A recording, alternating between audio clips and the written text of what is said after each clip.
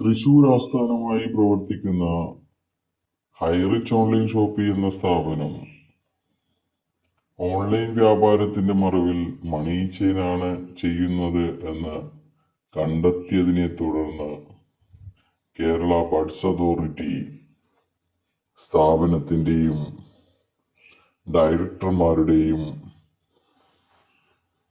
സ്ഥാവരജംഗമ വസ്തുക്കൾ provisional attachment ചെയ്തിട്ടുണ്ടായിരുന്നു. എന്നാൽ അതിനെതിരെ കമ്പനിയുടെ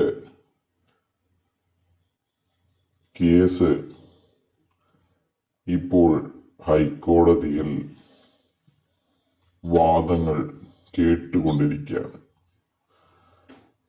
ഒരുപാട് നിക്ഷേപകർ ഇപ്പോഴും പ്രതീക്ഷിക്കുന്നത്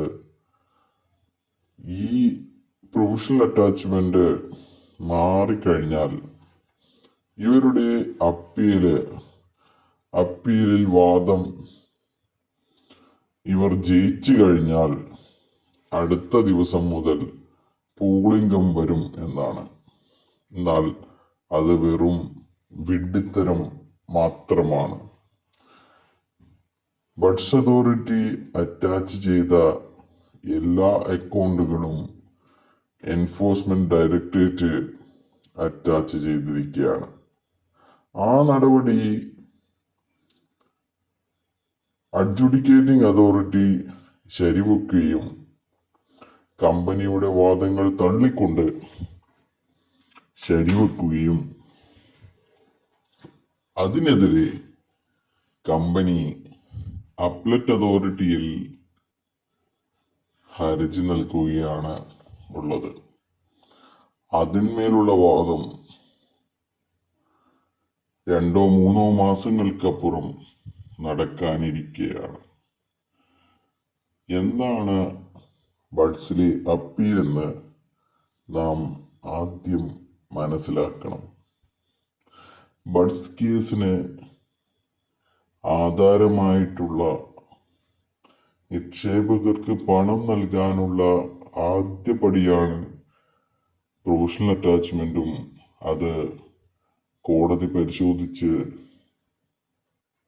ശരിവെക്കുകയും ചെയ്യുന്ന കാര്യം. എന്നാൽ ഇങ്ങനെ ശരിവെച്ച കാര്യം സെഷൻസ് കോടതി ബഡ്സിന്റെ ഡെസിഗ്നേറ്റ് കോർട്ട് ശരിവെച്ച കാര്യത്തിൽ എന്തെങ്കിലും പിഴവ് അങ്ങനെ എന്താണെന്ന് വെച്ചാൽ കമ്പനിയുടേതല്ലാത്ത ഏതെങ്കിലും അക്കൗണ്ടുകൾ ഫ്രീസ് ചെയ്യുക,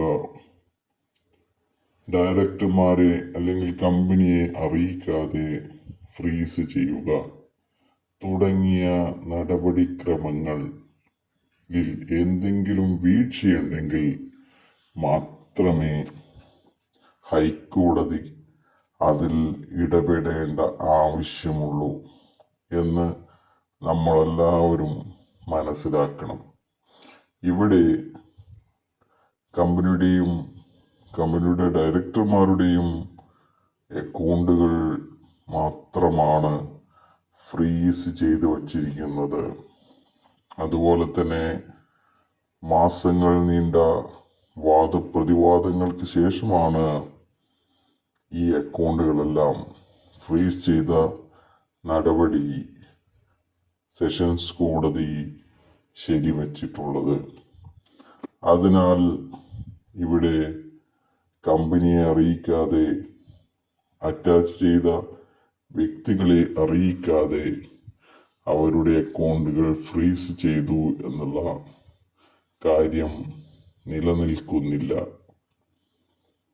രണ്ടാമതായി, ഇതിൽ എന്തെങ്കിലും നടപടിക്രമങ്ങളുടെ വീഴ്ചയുണ്ടെങ്കിൽ മാത്രമാണ് സെഷൻസ് കോടതി അത് വീണ്ടും പരിശോധിക്കാൻ വേണ്ടി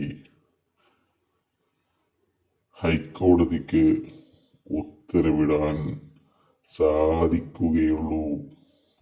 അതുകൊണ്ട് തന്നെ എന്ത് സംഭവിച്ചു കഴിഞ്ഞാലും പൂളിംഗം വരാൻ സാധ്യത തീരെ ഇല്ല എന്ന് തന്നെ നമുക്ക് പറയാൻ സാധിക്കും. ഒരേ ഒരു സാധ്യതയുള്ളത് നിക്ഷേപകർക്ക് പണം കിട്ടുമോ എന്നുള്ള കാര്യമാണ്. അത് കഴിഞ്ഞ ദിവസത്തെ വാദത്തിനിടയിൽ തന്നെ കോടതി കമ്പനിയോട് ആരാഞ്ഞിരുന്നു, എന്തുകൊണ്ട് ഇവരുടെ പണം നൽകിക്കൂടാ എന്നുള്ള കാര്യം. അതുകൊണ്ട് തന്നെ പൂളിംഗത്തിനേക്കാൾ സാധ്യത നിക്ഷേപകരുടെ പണത്തിനാണ് എന്ന് നമ്മളെല്ലാവരും മനസ്സിലാക്കേണ്ടതുണ്ട്.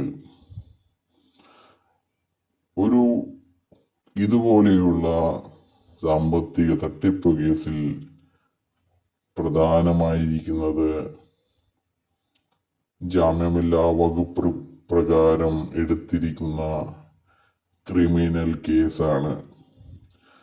ഈ ക്രിമിനൽ കേസ് കോടതിയിൽ അതിൻ്റെ വാദങ്ങൾ തുടങ്ങാൻ ഇരിക്കുന്നതേയുള്ളൂ. അതിനാൽ തന്നെ കമ്പനിക്ക് തുറക്കാൻ സാധിക്കില്ല. പ്രഥമദൃഷ്ട്യാ ജനങ്ങളിൽ നിന്ന് ലക്ഷങ്ങളും കോടികളും സമാഹരിച്ചിട്ടുണ്ട് എന്ന്